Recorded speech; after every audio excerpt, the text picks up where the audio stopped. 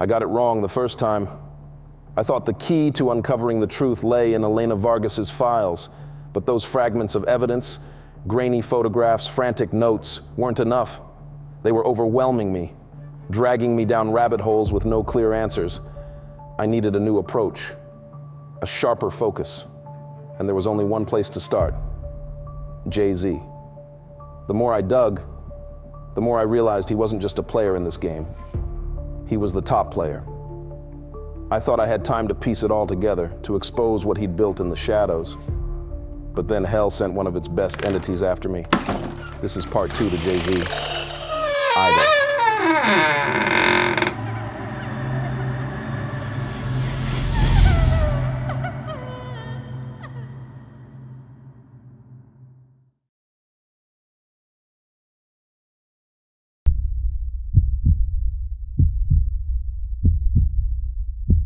The road stretched endlessly into the void, swallowed by an ocean of shadows. My headlights barely pierced the suffocating darkness, illuminating skeletal branches clawing at the night sky. The vision replayed in my mind, vivid and horrifying. My own body swaying lifelessly from a tree branch, my face frozen in a grotesque smile. That smile, unnatural and mocking, was etched into my memory, gnawing at my sanity. I pulled into the parking lot of a roadside cafe, its flickering neon sign casting the asphalt in an eerie glow. My hands trembled as I gripped the wheel, trying to steady my breath. Inside, the quiet hum of fluorescent lights did little to calm me. I needed to focus, to piece together the fragments of a story that felt too big and sinister to comprehend. At the core of it was Jay-Z, Sean. Jay-Z Carter wasn't just a musician or a mogul. He was an institution. To the world, he was a self-made icon, a man who climbed from the violence of Brooklyn's Marcy projects to the heights of global fame and fortune. But the deeper I looked, the more that polished veneer cracked. Behind the designer suits and carefully curated image lay a darker narrative, one Vargas had been piecing together before she vanished. Her notes painted a chilling picture. Jay-Z wasn't merely a participant in the shadowy gathering she had uncovered. He was the architect, the ringleader. He had built an empire not only on music and business acumen, but on something far older and more insidious. His ascent was marked by whispers of alliances with ancient forces, deals struck in smoke-filled rooms where power was traded for devotion. The symbols were everywhere, hidden in plain sight. The Roc Nation diamond gesture, the recurring eye imagery in his music videos, the cryptic references in his lyrics. To most, they were harmless aesthetics, clever branding, but Vargas believed otherwise. There was the infamous Roc Nation Gala, which Vargas described as a theater of controlled chaos. Photos showed masked attendees gathered around ornate altars, their hands raised in unison, as though invoking something unseen. In one image, Jay-Z stood at the center, a leather-bound book clutched in his hands. His expression was unreadable, but his presence radiated authority. And then there were the accusations, some dismissed as tabloid fodder, others harder to ignore. Stories of coercion, intimidation, and darker deeds that seemed to follow him like shadows. Some claimed he had used his wealth and influence to bury scandals, to silence those who knew too much. Others whispered of a deeper connection, a partnership with forces that demanded more than mere loyalty. The cafe bell jingled as I stepped inside, my thoughts swirling. The place was nearly empty, save for a boy seated at a corner table. His presence filled the room with a quiet unease. His eyes locked onto mine, unblinking, and his grin stretched far too wide for his small face. I grabbed a coffee and sat down, the boy's gaze never wavering. My mind raced, connecting fragments of Vargas's notes to the reality before me. Was this entity, this force that had haunted my visions, connected to him? Was Jay-Z more than just a ringleader? Could he be a vessel for something far older, something ancient and malevolent? As I stood to leave, my hands shaking, I glanced back one last time. The boy was still there, his grin sharper now, almost predatory. Outside, the cold night air did little to steady me. Whatever was happening, it was no longer just Vargas's story. It was mine. And Jay-Z was at its center.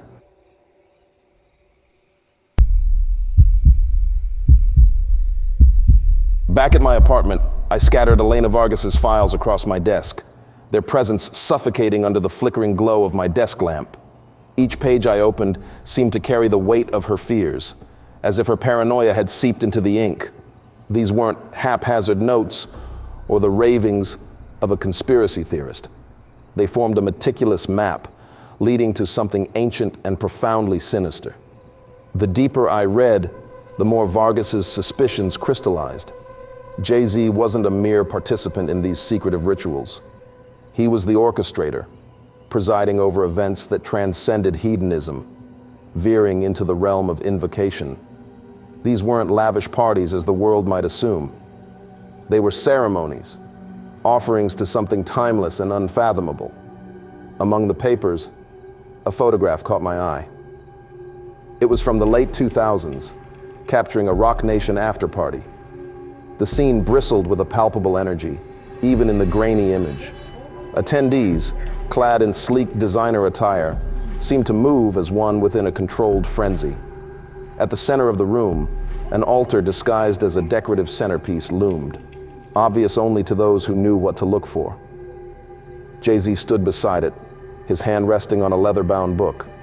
His expression wasn't celebratory or casual. It was focused, reverent. Around him, masked individuals raised their glasses, forming a tight circle that seemed to trap the room's energy. One image stopped me cold, a Roc Nation gathering where, amidst a sea of glamorous faces, a woman's haunting grin stood out. Her gaze pierced the camera, her lips stretched unnaturally wide. I slammed the file shut, my pulse thundering in my ears. My laptop flickered to life without warning, the woman's grinning face flashing briefly before vanishing into darkness. I froze, paralyzed by a suffocating dread. Whatever Vargas had uncovered wasn't confined to her files. It was here, watching.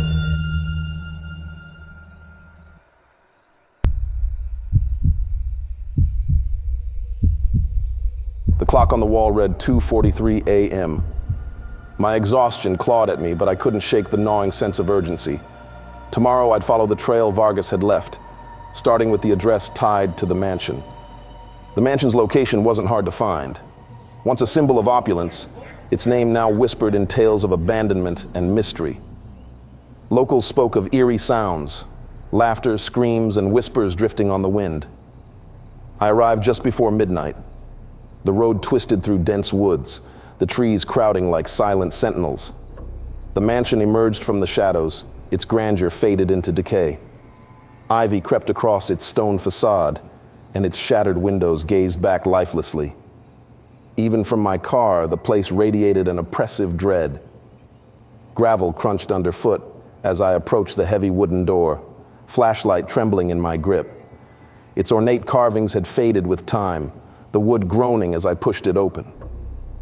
Stale air rushed out to greet me, thick with mildew and an underlying sense of wrongness.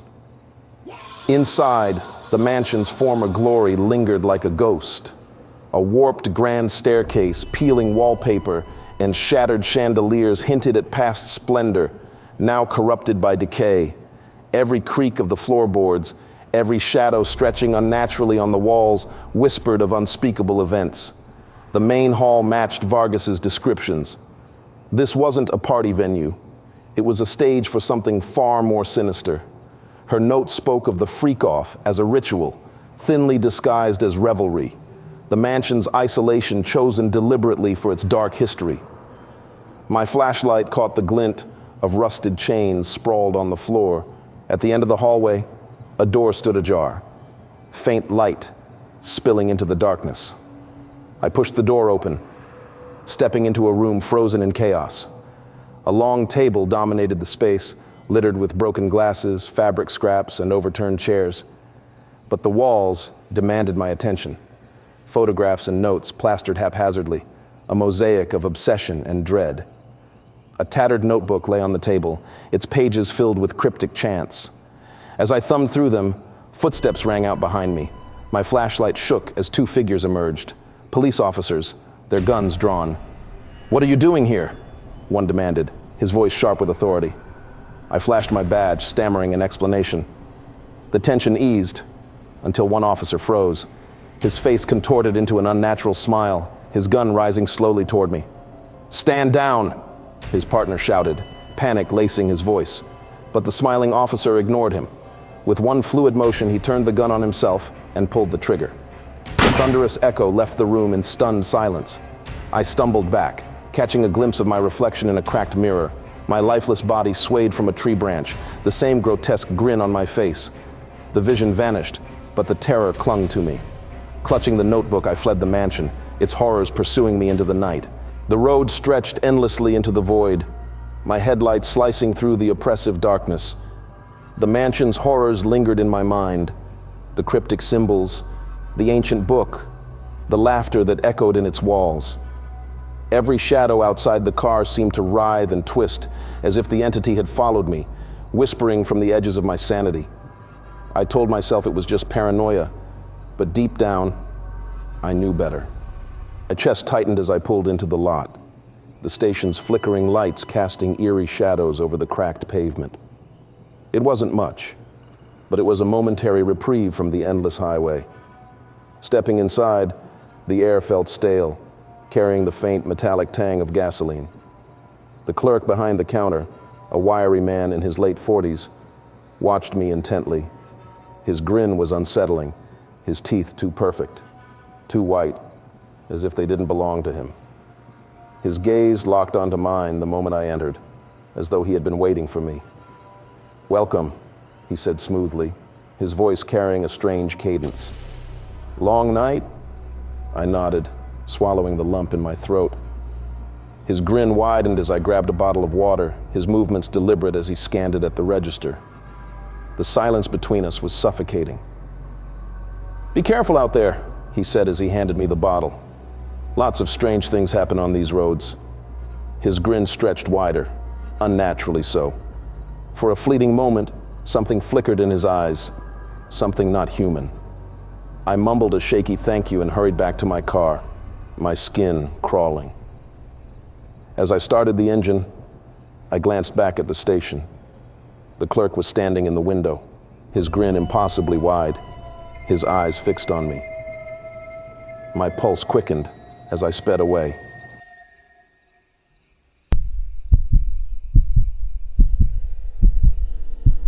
The oppressive night closing in once more. By the time I reached home, exhaustion had overtaken me. My limbs felt heavy, my mind clouded with fear and confusion.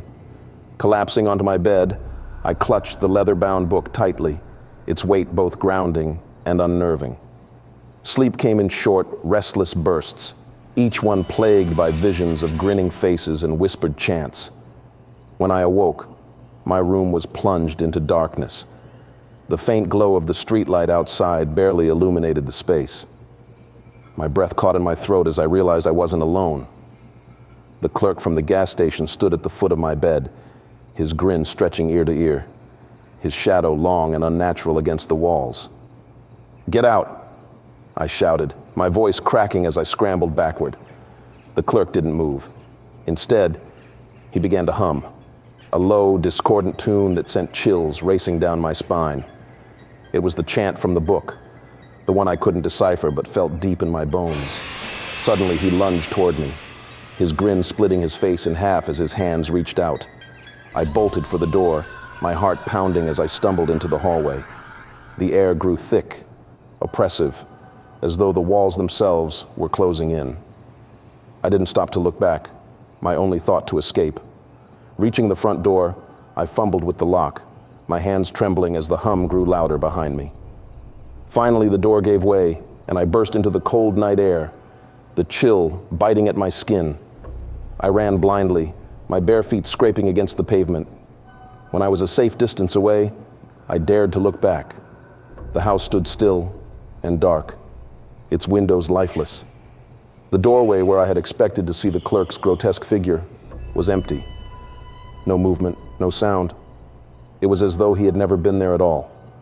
I collapsed onto the curb, my breath coming in ragged gasps. The hum lingered faintly in my ears. The memory of his grin burned into my mind. Whatever was happening wasn't just haunting me, it was hunting me. My apartment seemed to close in on me with every passing hour. The scattered files across my desk felt like a web, pulling me deeper into the suffocating weight of Vargas's revelations. Every photograph, every note seemed to whisper of a truth too dark to face. I couldn't stop seeing the gas station clerk's grin, his voice replaying in my head, twisting my fear into something primal. Desperate for clarity, I drove to the outskirts of the city, to a small occult shop I'd heard whispers about among other investigators. The building was inconspicuous, its faded exterior blending with the surrounding urban decay. But as I stepped inside, the heavy aroma of incense and the cluttered shelves filled with talismans, grimoires, and strange jars suggested that I was in the right place.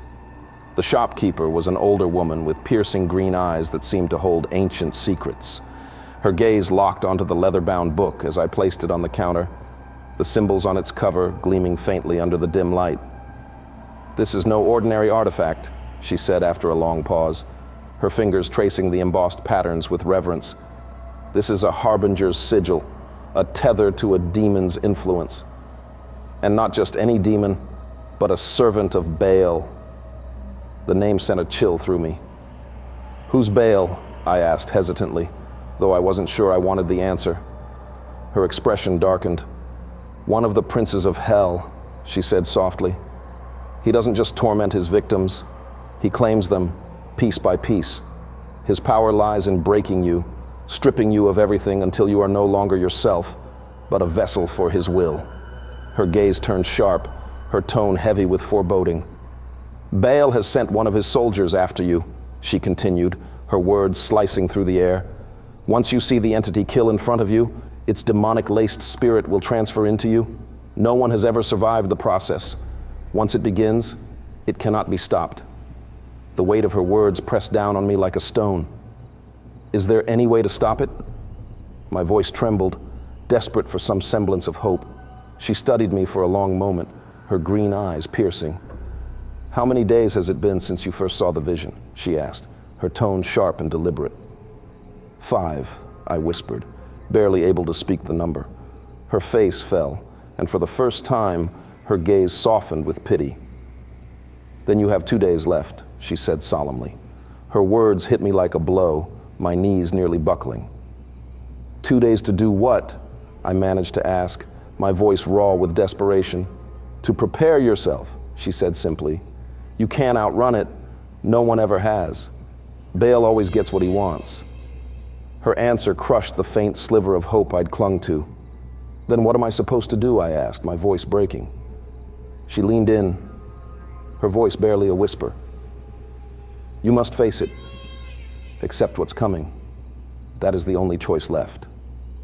I stumbled out of the shop, the book clutched tightly in my hands. The cold night air hit me like a wave as I climbed into my car, her words echoing in my mind. 2 days left. The countdown had begun.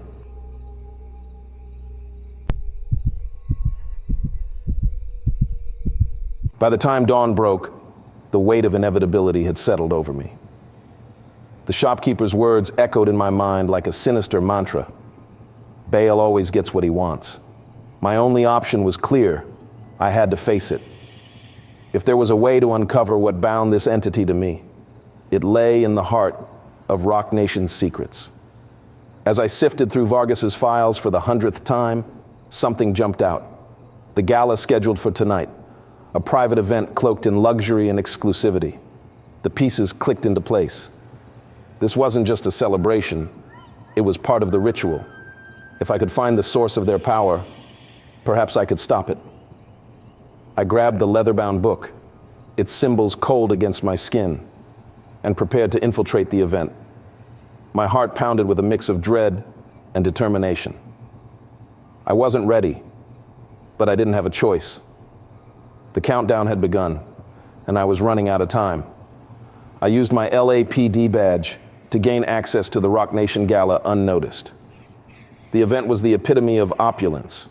Celebrities mingled under glittering chandeliers, laughter and music filling the air.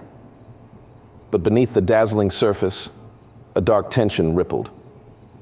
I felt it the moment I stepped inside, a suffocating weight that pressed against my chest. The polished marble floors and gilded decor did little to mask the sense that something was wrong.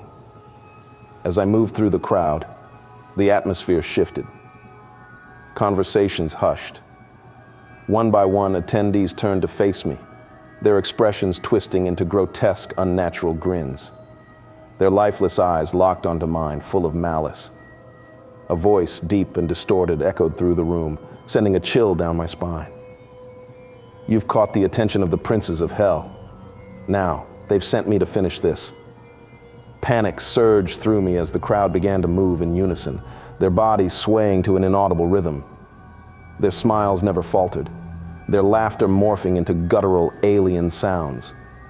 The sound of their synchronized footsteps filled the room, growing louder and louder, drowning out the music. They encircled me, their movements fluid yet mechanical, like marionettes controlled by unseen strings. Shadows stretched and danced unnaturally across the walls, the chandelier above swaying despite the absence of a breeze. I stood frozen, my pulse hammering in my ears, every instinct screaming at me to run. The voice returned, louder this time, dripping with venom. "One more day, and you will belong to us."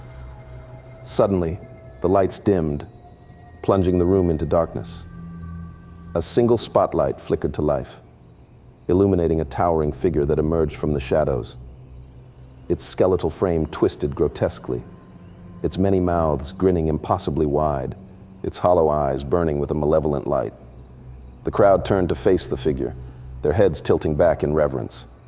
A low, rhythmic chant began to rise, their voices merging into a haunting harmony. The air grew thick and suffocating, the temperature in the room plummeting.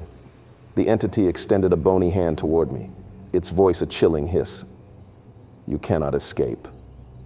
Your fate is sealed." Summoning every ounce of willpower, I broke free from the oppressive force holding me. My hand instinctively gripped the leather-bound book in my pocket, its rough texture grounding me. Fueled by adrenaline, I shoved through the encircling crowd, their distorted laughter rising to a deafening crescendo behind me.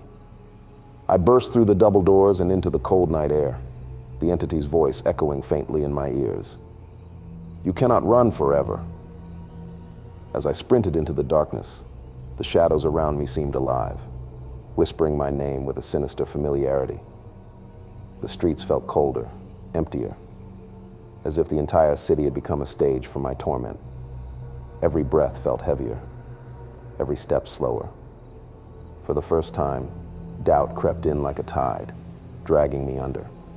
I clutched the book tighter, but its weight felt less like an anchor and more like a chain. My heart sank as a grim realization took hold. It wasn't just the entity hunting me anymore. It was winning. The thought settled over me like a shroud as I slowed to a halt, the hum of the unseen chant buzzing faintly in my ears. My chest heaved with exhaustion. It's over. Decided to take the public bus home. The bus rattled as I stared out the window, my thoughts spiraling into despair. At first, I didn't notice the man seated across from me. When I finally looked, his presence felt out of place, almost otherworldly. His warm, caring smile starkly contrasted the grotesque grins that had tormented me for days.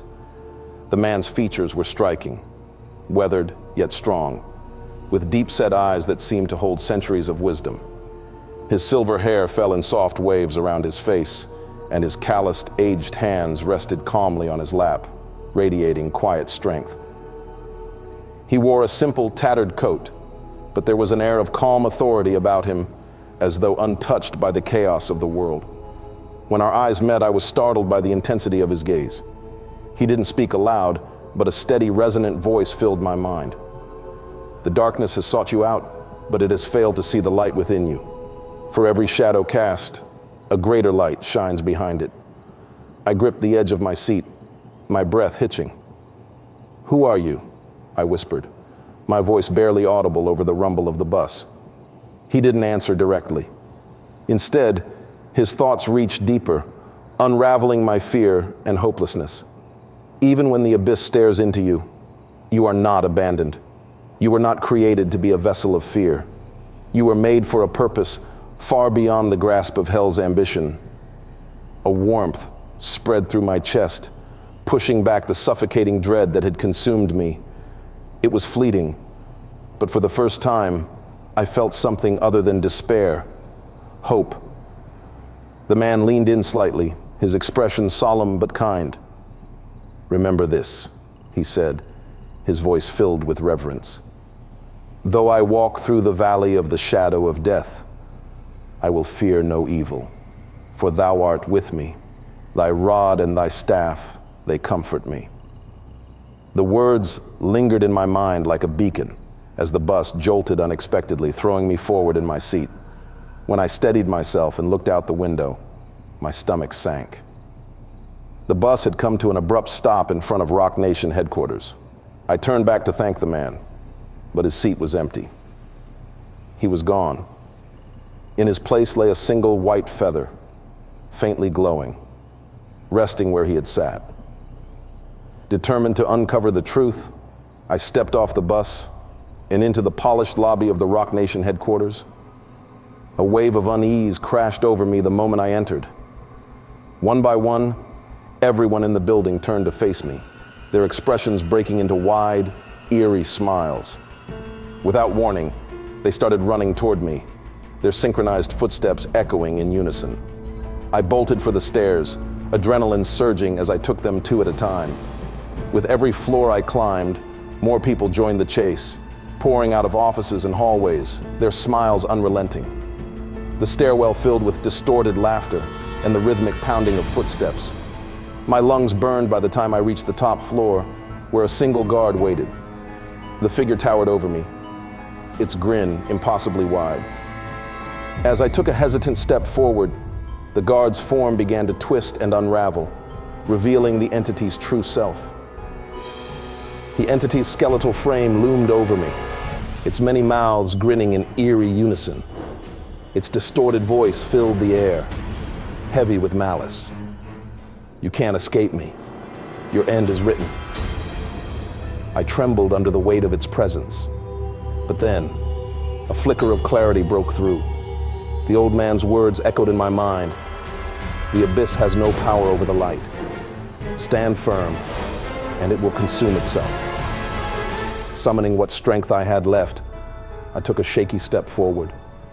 "This isn't real," I said, locking eyes with the entity. "This is all in my head. You need it to be real to pass on to the next vessel, but you don't have that." The entity faltered, its grin flickering as I continued. "Hell forgot to tell you that part, didn't they? Without a witness, you can't finish this." The power in the room shifted. The entity's skeletal form began to collapse inward, its many grins twisting into something resembling rage. Its voice fractured, retreating into faint whispers as it dissolved into the shadows. My eyes snapped open, and I bolted upright in bed, my body trembling and drenched in sweat.